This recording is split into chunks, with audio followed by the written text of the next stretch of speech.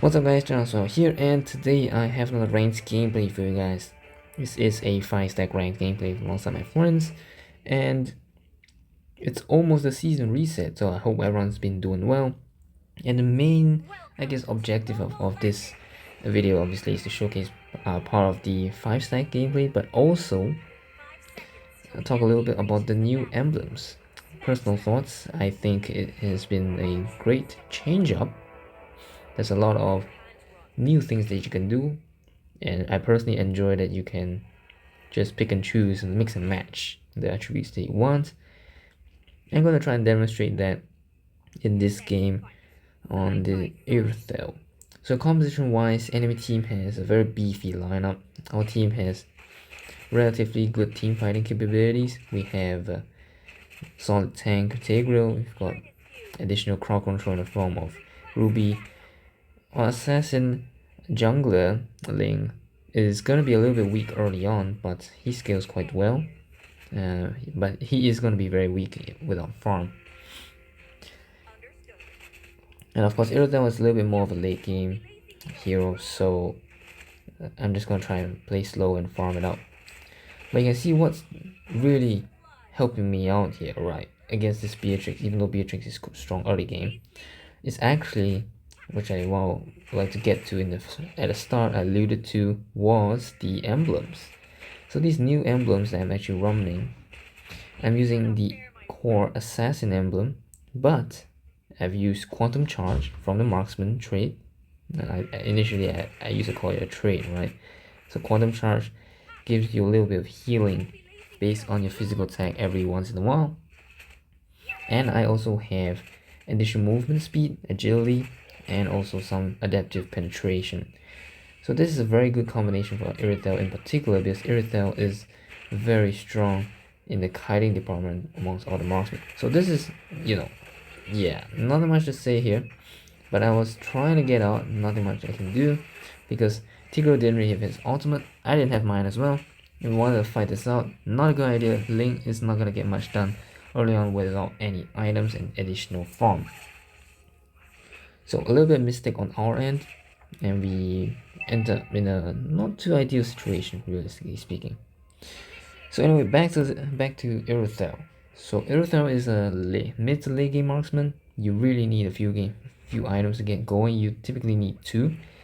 Depending on the composition, you can either go with full crit or maybe one Demon Hunter sword, which I will attempt to go for in this game because they have 2 very tanky champions on the enemy team. So another thing to consider here is, of course, I've been trading quite well with the Beatrix because of quantum charge as well as the agility, which gives me movement speed and additional movement speed and heal every once in a while.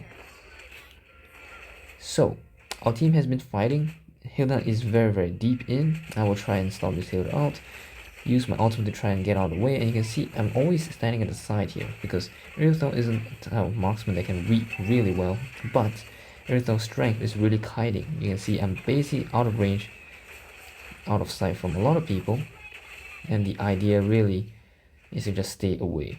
So unfortunately unable to survive there. The Leomord does get a triple, but I do get a double and shut down the Leomord. So this is actually going pretty well. You can see in terms of gold, I'm ahead.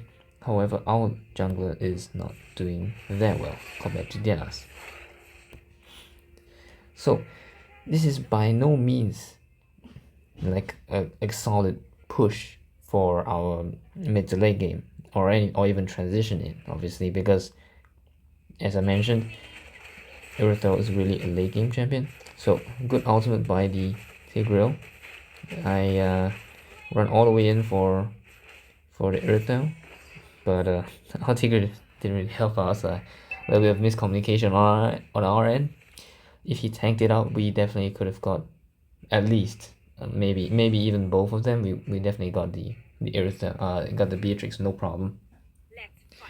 But yeah, early on, it's okay if you can guarantee a kill. You don't want to push it too much. I get my Demon Hunter sword, very good spike out. It's not too major. You can see Beatrix also kind of in on it as well, because Beatrix has been farming away from the rest of the team. I've been trying to help out.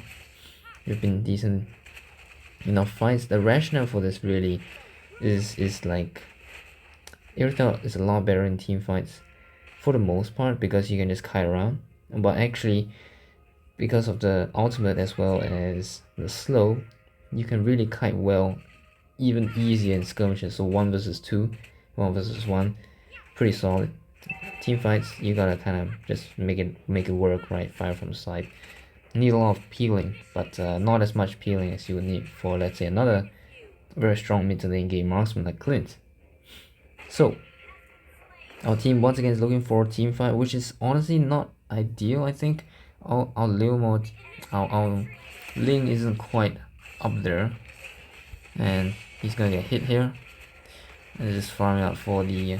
I was trying to fight this, but I realized I actually I took the entire Beatrix ultimate there, so they're not very ideal. Beatrix went for Blade of Despair first, so this is actually, well, on my end it's not the best. Obviously I probably should have just stayed out and also could have played a little bit more safe. So our team, I think, definitely could have done better in that we should have just focused more on the ganking on this side. Rationale pretty simple.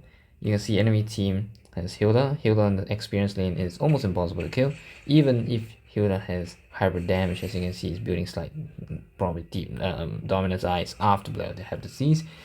Ruby can't do much as well because of our lane composition. It's more of crowd control, so we really need to play around a team fight. But the problem is you can't keep the Ruby stuck in lane, so it's always a tough decision to make for sure.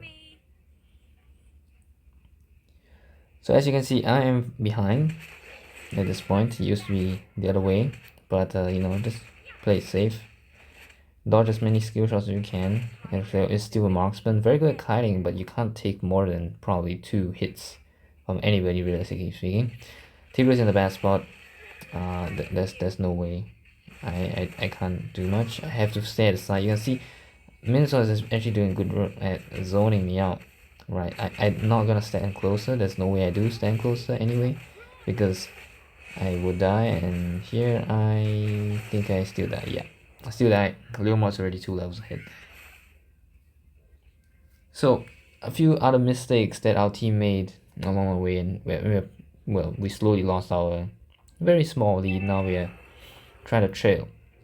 We're trailing behind. We're trying to flip things around, and with Ling as our jungler, who is slightly behind because of a team situation, this is really bad for us because Ling really relies on being a hit. He needs to power farm up, and needs those type of setups are really kind of the crucial thing to keep him up. So I'm telling my team, let's just avoid everything. We've been losing all the turtles so far. Just don't do anything at all. Enemy team does the right thing by grouping and playing for team fight because they know they will just win us. So the idea, I just keep pinging, no, just don't do anything, give me some time. Let me take some towers slowly because we haven't got any objectives out. And attempt to take out this first tower, which I believe I do. Some good damage coming in, and I'm gonna immediately back off because I know the enemy team is probably coming for me. So you can see my first item was Demon Hunter Sword, and after that I think the best build for Irithel, because of the way her autos work on the ultimate as well as the standard autos. I was figuring out what else to say about that. Berserker's Fury basically going crit, Berserker's Fury, Scarlet Phantom, and just raw damage is good. Windtalker I think not really quite necessary. Gives you even more kiting. It gives you additional attack speed, which I don't think is really necessary either. If you space things out nicely, you don't need it either. So I typically just don't go for it. This is also because I take Quantum Charge on my emblem now that you can kind of mix and match things around. So that extra movement speed really isn't quite necessary if you put it in yourself well. So I opt to go for more damage instead. So after Scarlet Phantom, I typically go for Endless Battle because, well, by the time you have a lot of physical attacks, so you just kind of start shredding through people. Especially you can do a 3-hit combo if your ultimate and skill 1, skill 2 auto, we just weave it anywhere in between if you want. So here is a good pull. Even though it's the Minotaur, right? I have to dodge the ultimate. I take a lot of damage, but I do damage enough, and I step out. I take out the Beatrix, and I do manage to cut. You can see how the quantum charge actually helps and how I actually play in a team fight, right? So you don't obviously stand in the middle. That's definitely not what you do, and then I can just kind of weave myself back in. And that was pretty decent. So the main team fight happens, and then the idea for a lot of marksmen, including Irithel, maybe particularly Irithel, is that you don't want to stand right in the thick of it. Go on the fringes. And maybe some people will say, hey, actually, like, if you're a marksman, if you can get access to the enemy marksman or enemy mage, you should just kind of try and so-called one-shot them. But honestly speaking, that's not really your job. Your job is to dish out consistent damage, right? So I will take opportunity to hit the Minotaur, even though, I'll just keep a safe distance and just do the hitting. And very key is to just dodge all the skill shots. So it's much easier to dodge when on the fringe, which you force the enemy team to kind of come out there and do it. I was very close. Used my ultimate out just for safety, and we do manage a series of good, decent skirmishes. And now with that, we can go for Lord. I get my Scarlet Phantom up as well. Now I see the healers down below, so you can see how I position myself here. I know healers in the bush, right, ready to fight back. Always step back. Make sure your healer, like your tank or whatever, is trying to help you out. We don't get a kill here, but you see, there's no need to get a kill necessarily as a marksman. Obviously, it'd be good if you do, but always think about trying to stay alive and farming all the time. So that the idea is really even more pronounced in staying alive and just consistently dealing damage to the side. Doesn't mean that you always aim the tank, right? Obviously, you just like play by the side, and if you play things right, that's how it is. So now teamfight start, you can see my positioning. I step out of it. Minotaur misses everything. I have to take Purify and just kite backward as much as I can. Leomord actually doesn't quite get it, fortunately. I died to the Nana, which honestly I could have avoided. It's my bad. Cyclops gets the Minotaur and also gets the Nana. So all in all, pretty successful. Now Link is going for the final push out, and this is where we made a very quick decision, right? Because enemy team has very strong, pretty decent late game as well, and our team has, well, that's kind of that, right? We just grab on the strength of the Lord, and we end the game. So you can see there's a lot of things that actually occurred during this game. We started off with very tight early skirmishes. We lost a bit of footing even though we had a slight lead. But we can see how you manage to turn this around quickly, right? Look for opportunities where enemy team are out, such as when the Tigro dragged the Minotaur out, or when the healer was lost in the side and the enemy team were forced to come back. We took advantage of that, and were able to turn the game around. And with a very decisive push out with the Lord, I think it's a really good wrap up as to how you can kind of play out your objectives charging down the lane, especially with Lord. So with that, I hope you guys enjoyed the video. This gives you a little bit of insight on the new emblems. I think it's really great. Personal favorites, always going for movement speed as well as kiting. That's why Quantum Charge is one of my favorites for the marksman, and agility is just one of my top two go to for almost everybody. And so I hope you guys enjoyed. I'll see you guys next time. All the best for the remaining season and the new season ahead.